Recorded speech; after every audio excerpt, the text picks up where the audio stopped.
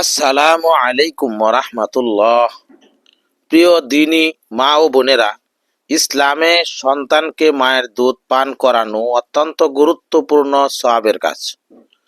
পবিত্র কোরআনে আল্লাহ তাআলা ইরশাদ করেছেন, মায়েরা তাদের সন্তানকে 2 বছর পর্যন্ত দুধ পান করাবে।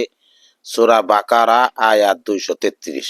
অনেক সময় মায়ের দুধ কম হওয়ার কারণে দুশ্চিন্তায় পড়ে যায়, টেনশন করে এবং বাচ্চা কান্নাকাটি করে এবং বাচ্চার ওজন কমে যায়। তাই মায়েরা বুকের দুধ বৃদ্ধির জন্য নিচে আলোচনা করা হলো, ভিডিওটি শেষ পর্যন্ত দেখতে থাকুন। কিভাবে আমল করবেন? প্রথমে আস্তাগফার ও দুরূদ শরীফ পড়ে বিসমিল্লাহ সহ সূরা ফাতিহা 7 বার পড়ে মায়ের বুকে ফু দিলে বুকের দুধ বৃদ্ধি হয়। অথবা যে মহিলার স্তনে দুধ না থাকে তবে কাচের প্লেটে ইয়া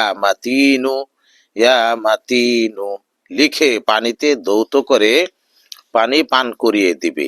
আল্লাহ চাহে তো তার প্রচুর পরিমাণে দুধ বৃদ্ধি হবে। এই আমল করা যদি সম্ভব না হয় তাহলে বাচ্চার মা প্রতিদিন 70 বার এই নাম ইয়া মাতিনু পাঠ করে নিজের উপর ফু দিন। ইনশাআল্লাহ মায়ের বুকের দুধ বৃদ্ধি পাবে।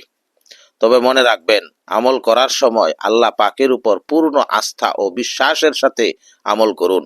আল্লাহ পাক আপনার মনের কামনা বাসনা পূরণ করবেন ইনশাআল্লাহ। সাথে গুরুত্বপূর্ণ আরো কিছু পরামর্শ থাকবে।